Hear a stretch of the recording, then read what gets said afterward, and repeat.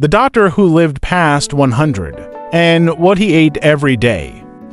What if I told you that living to 100 doesn't need to be complicated? No pills, no strict diets, just a few simple foods and good habits every single day. Let me tell you about a man I truly admire, a fellow doctor from Japan named Dr. Shigeaki Hinohara. He lived to be 105 years old and kept seeing patients right up to age 100. Now that's something, isn't it? What was his secret? Not magic, not money, just simple food, a peaceful rhythm to life, and a whole lot of kindness to his own body. That's all. In Okinawa, Japan, folks regularly live past 100. They're still walking, gardening, even cooking in their old age. Meanwhile, here in the US, the average lifespan is just 76. So, what gives? The secret's in their plate and the way they live around it. Now sit down with me. Let me walk you through 5 small lessons from Dr. Hinohara's life that could help you feel younger, stronger, and more alive, especially after 60. Ready? Eat until you're almost full, then stop. Let's begin with something that sounds simple but makes a big difference. How much you eat. In the West, we're raised to finish our plate. Clean it up. Don't waste. Bigger portions feel like better value, right? But in Okinawa, they do something different. It's called harahachi-bu, and it means stop eating when you're 80% full, not stuffed, not groaning, just enough, then pause. Now, why would that matter? Because eating just a little less keeps your weight in check without dieting, reduces stress on your organs, lowers inflammation, helps you digest better and feel lighter. Even the National Institute on Aging found that moderate eating helps people live longer and healthier. Dr. Hinohara lived this rule. He ate slow. He left the table with a little room still left in his belly, and he said it helped him feel sharper and more energetic even in his 90s. Let me tell you about Helen. She's 68, lovely lady. She was raised to never waste food, so she always cleaned her plate, even if she was full. But over time, she noticed something: afternoon fatigue, poor sleep, a heavy stomach. Then she tried something new. Halfway through meals, she asked herself, am I still hungry? Or just finishing out of habit? That little pause changed everything. More energy, less bloating, better sleep, and surprisingly, more joy at the table. Try it tonight. Eat slowly. Breathe between bites. And when you feel about 70% full, pause. Smile. Stop.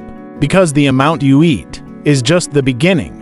Why you shouldn't skip beans and soya protein lesson from Japan. Now let's talk about what to eat. Most people, especially here in the West, think that if you want protein, you need a big steak or a grilled chicken breast. But that's not always the case. In Okinawa, where people often live past 100, their protein doesn't come from heavy meats. It comes from plants. And one humble plant stands out: soybeans.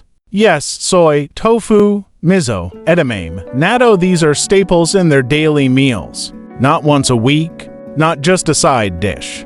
Daily. Why does that matter? Because soy isn't just protein. It's complete protein with all the building blocks your body needs. But that's not all. It also has isoflavones, little plant compounds that calm inflammation and protect the heart. Prebiotic fiber, which feeds your good gut bacteria. And it helps lower LDL cholesterol, keeps bones stronger, and may even protect the brain. One study in the American Journal of Clinical Nutrition linked regular soy intake with better heart health, stronger bones, and reduced risk of memory problems. Dr. Hinohara, he ate tofu almost every day. He believed it kept his arteries clean and his digestion smooth, even in his 90s. Let me introduce you to Frank. He's 73, retired, sharp guy. Always avoided soy. He'd heard those old rumors. Soy causes estrogen problems. Soy isn't safe for men. But after watching a documentary on Japanese centenarians, he decided to give it a try. So twice a week, he swapped out red meat for a tofu stir-fry. Just tofu, bok choy, garlic, and a little ginger. Simple, light, delicious. 3 weeks later, his blood pressure dropped, his joints felt better, and he stopped needing that afternoon nap. Now, I'm not telling you to go full vegetarian, not at all, but I am saying, add some balance. A bowl of lentils, a block of tofu, a spoon of miso, just twice a week can make a world of difference. Because food isn't just fuel, it's medicine if you choose it right. Don't be afraid of carbs. Sweet potatoes might save your heart. Carbs? These poor things have become the villains of the nutrition world. Everywhere you look, people are saying, cut carbs to lose weight, don't eat starch. Seniors should avoid potatoes. But let me share something different. Something from Okinawa. There, among some of the longest living people on Earth, one food makes up over 60% of their daily calories.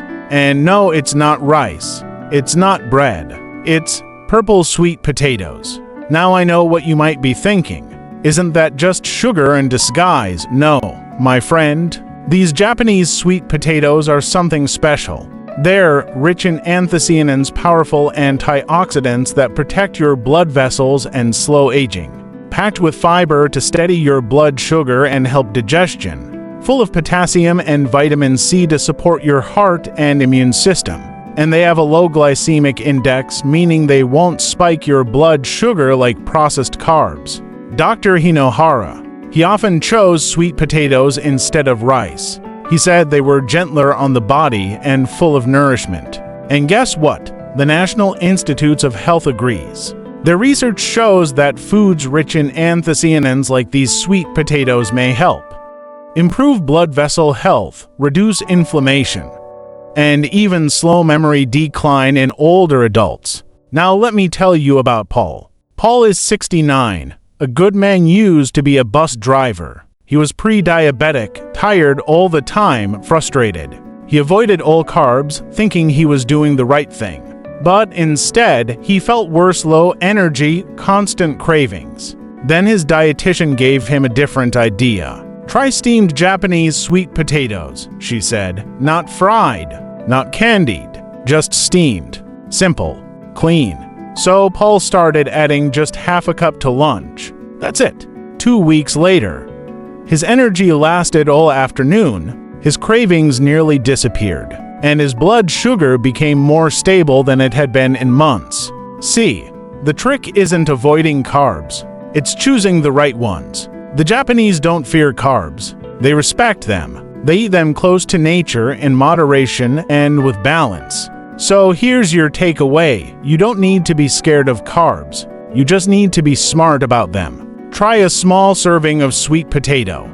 Feel how your body responds. You might just be surprised. The rhythm of life, why how you live matters more than what you eat. Now, my dear friend, before we wrap up, I want to tell you the most important lesson of all. It's not about food. It's not about calories or carbs or even tofu. It's about rhythm. It's about the way you live every single day. Dr. Shigeaki Hinohara, the man we've been learning from, didn't follow some fancy diet. He didn't count his macros. He didn't track anything. But what he did do was live with joyful purpose. Every morning, he had a little routine. A warm bowl of miso soup, a short walk, and a little time for reading or reflection. He didn't overeat not because he was restricting, but because he respected his body. He walked instead of taking the elevator, even into his 90s. He gave lectures. He wrote books. He smiled a lot. He once said, "To stay young, you must have fun." Now let me introduce you to Marie. She's 71, a kind soul. But for most of her life, she chased diet rules, low carb, sugar-free, no this, no that. She was always checking labels, always worried she was doing it wrong. And all that stress, it was aging her more than any dessert ever could. Then she heard about Dr. Hinohara, and something clicked. She made one small change at a time, a 20-minute morning walk, nothing fancy, just the neighborhood. A slower start to meals. A cup of tea every afternoon, no phone, just a moment to breathe. She even planted some herbs by her window. She says watching them grow helps her grow too. And guess what? She started to feel younger, lighter, not because she changed what was on her plate, but because she changed how she lived around her plate. Health, my friend, isn't just physical. It's emotional, it's mental, it's spiritual. So, as we wrap up, remember this: don't just count protein, count peaceful mornings. Don't just reduce sugar, increase laughter. Don't just fix your diet, nourish your spirit. And if you're not sure where to begin, start simple. Start joyful. Start like Dr. Hinohara did, with one habit, one breath, one smile. That's all it takes. 5 longevity lessons from Japan's oldest doctor. Let's bring it all together, shall we? Here are the 5 small, powerful shifts you can start today. 1. Eat until you're 80% full.